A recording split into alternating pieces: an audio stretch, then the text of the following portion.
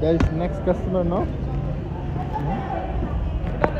There's a lot of things they need to use to having tattoo.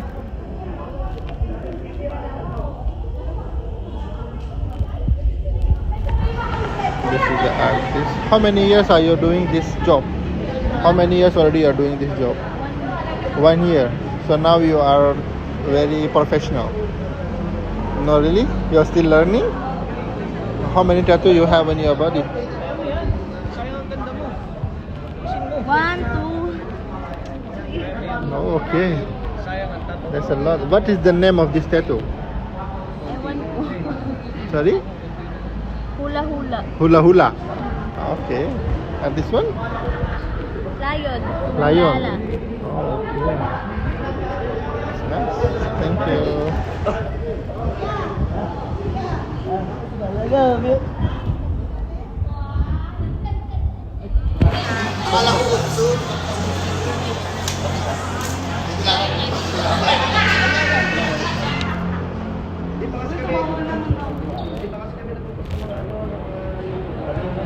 Kaya pa yan,